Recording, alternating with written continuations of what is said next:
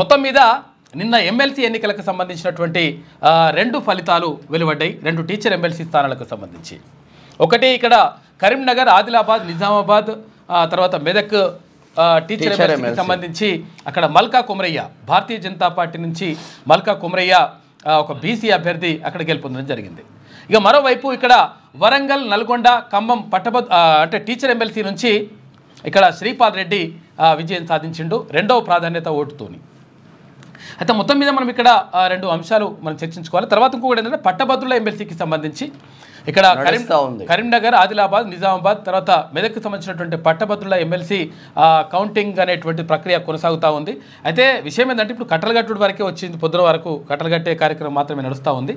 ఎందుకంటే 25 బండిళ్ళు కట్టేస్తారనమాట. 25 ఓట్లను కలిసి ఒక బండిలు కట్టేసి అట్లా పెడతారు. దాని తర్వాత ఆ లెక్కింపు అనేటువంటిది జరుగుతుంది.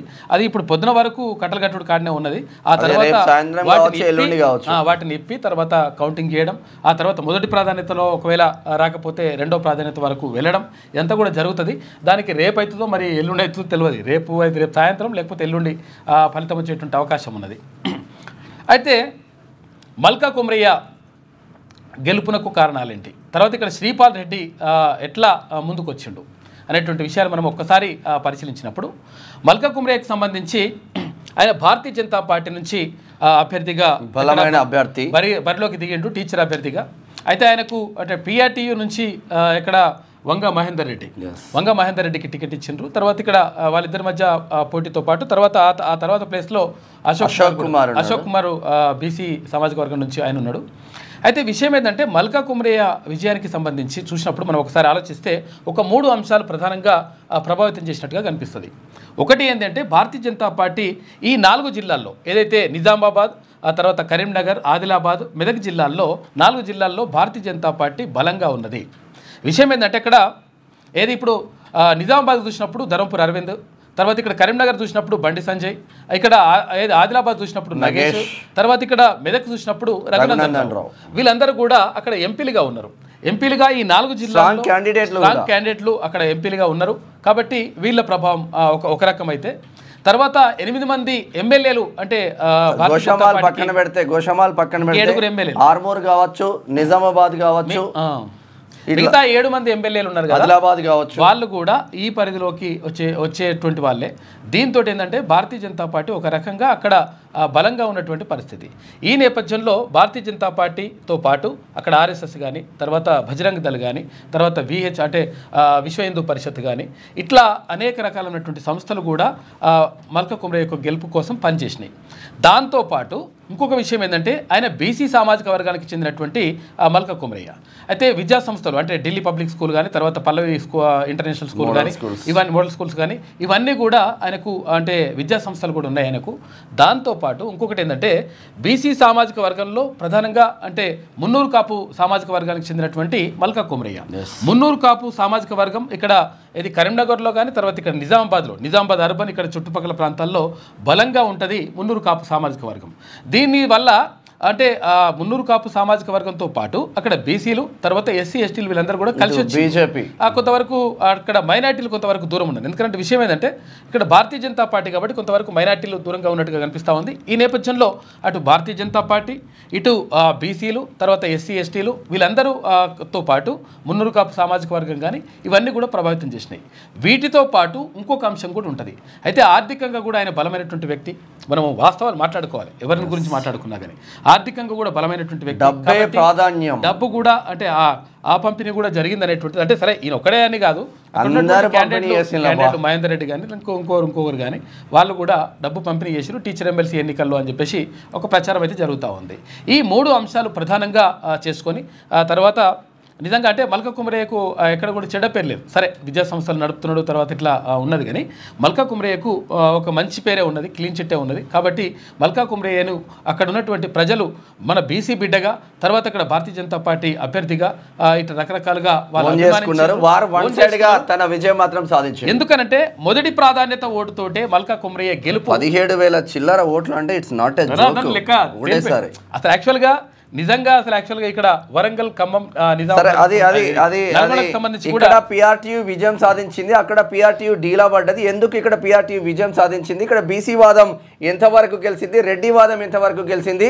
ఇప్పుడు కరీంనగర్ పట్టభద్రుల ఎమ్మెల్సీలో నిన్నటి వరకు ముందున్న అంజిరెడ్డి, నిన్నటి వరకు ముందున్న నరేందర్ రెడ్డి, ఈ రోజు దూసుకుపోతున్న ప్రసన్న హరికృష్ణ, ఏ వాదం గెలవబోతుంది, ఎవరు గెలవబోతుంది స్పష్టంగా అయితే చూద్దాం. అయితే శ్రీపాల్ రెడ్డికి సంబంధించి శ్రీపాల్ రెడ్డి అంటే విపరీతంగా అంటే డబ్బు పంపించేసినటువంటి ఒకటి అది జరుగుతా ఉంది. అదొకటి. తర్వాత ఇంకొకటి ఏంటంటే అసలు యాక్చువల్గా అంటే రెడ్డి సామాజిక వర్గం బలంగా కూడా పనిచేసింది.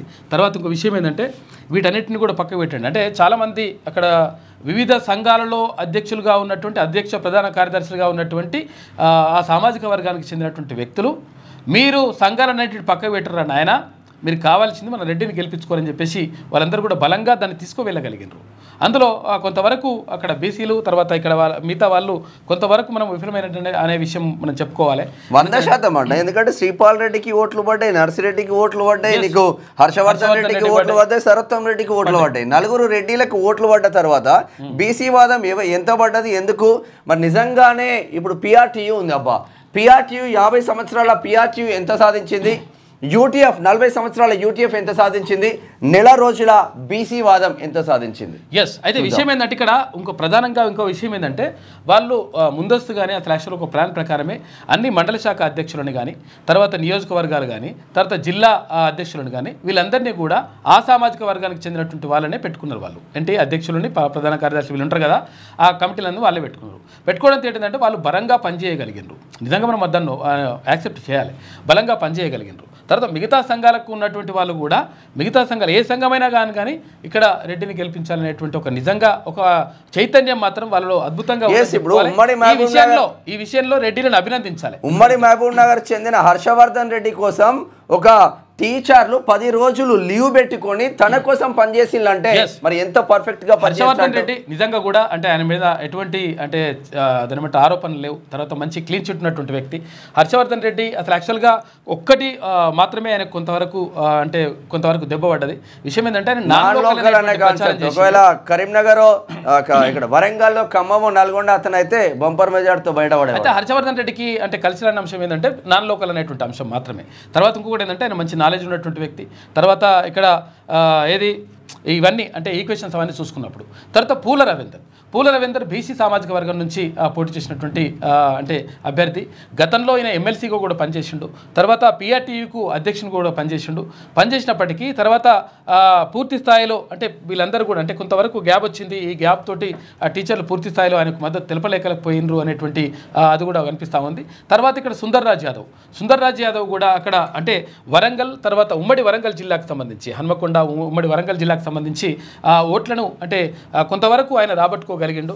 తర్వాత ఈ ఓటు షేరింగ్ అనేటువంటిది కరెక్ట్గా అంటే బీసీ సామాజిక వర్గానికి చెందినటువంటి టీచర్లు బీసీ సామాజిక వర్గానికి చెందినటువంటి టీచర్లు, తర్వాత ఇక్కడ ఎస్సీ ఎస్టీ తర్వాత మైనారిటీ టీచర్లు కూడా పూర్తి స్థాయిలో మద్దతు తెలిపి ఉంటాయి. అంటే విషయం ఏంటంటే అసలు యాక్చువల్గా చాలామంది బర్బరీ కూడా ఒక కథ ఉంటుంది అసలు యాక్చువల్గా.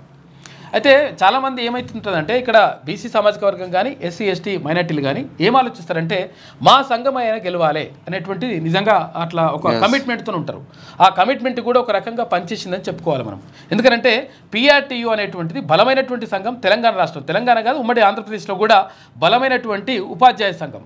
ఆ ఉపాధ్యాయ సంఘం ఉండడంతో అయితే ఎవరేమన్నా కానీ మన సంఘం నాయకుడు గెలిస్తే మంచిగా ఉంటుంది కదా అని చెప్పేసి అనుకున్నారు.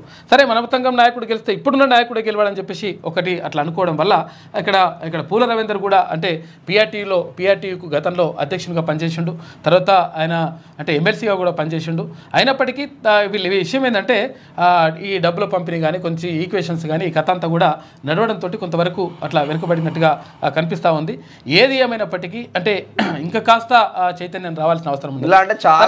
ఇక్కడ ఇంకోటి శ్రీపాల్ రెడ్డికి కలిసి వచ్చేటువంటి ఇంకొక అంశం ఏంటంటే ఈయన అది అంటే యాక్చువల్గా ఆయన స్వస్థలం మహబూబాబాద్ ఎట్లుంటుందంటే అక్కడ ఖమ్మం జిల్లాకు, ఇక్కడ వరంగల్ జిల్లాకు, ఉమ్మడి వరంగల్ జిల్లాకు, ఉమ్మడి ఖమ్మం జిల్లాకు వారధిగా ఉంటుంది మహబూబాబాద్. ఈ మహబూబాబాద్లో పుట్టడం వల్ల తర్వాత ఆయన స్థిరపడ్డదేమో ఇక్కడ హన్మకొండలో స్థిరపడ్డాడు. ఈ హన్మకొండ తర్వాత ట్రై సిటీస్ ఉన్నాయి కదా, హన్మకొండ తర్వాత వరంగల్, ఇక్కడ కాజీపేటలో ఉన్నటువంటి టీచర్లతోటి మంచి సత్సంబంధం సంబంధాలు మెయింటైన్ చేయగలిగిండు.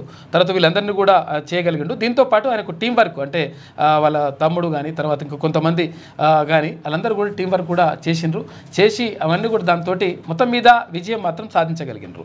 ఇక తర్వాత ఇక్కడ పట్టభద్రుల ఎమ్మెల్సీకి సంబంధించి అక్కడ ప్రసన్న హరికృష్ణ తర్వాత అంటే అంజిరెడ్డి అయితే ఇప్పుడు ఇక్కడ భారతీయ జనతా పార్టీ నుంచి అంజిరెడ్డి, తర్వాత ఇక్కడ కాంగ్రెస్ పార్టీ నుంచి ఆల్ఫోర్స్ నరేందర్ రెడ్డి, ఇటు బీఎస్పీ నుంచి తర్వాత బీసీడీ నుంచి ప్రసన్న హరికృష్ణ అక్కడ బరిలో నిలవడం జరిగింది. ఈ ముగ్గురు మధ్యనే తీవ్రమైనటువంటి పోటీ ఉండేటువంటి అవకాశం ఉంటుంది. కాబట్టి అసలు యాక్చువల్గా ఇంకా కట్టలు ఇప్పుతా ఉన్నారు. అవి ఇప్పుతా ఉంటే ఇక్కడ ఫలితాలు అనేటువంటి వెలువడతా ఉంటే కొంత వరకు తెలిసేటువంటి అవకాశం ఉంటుంది.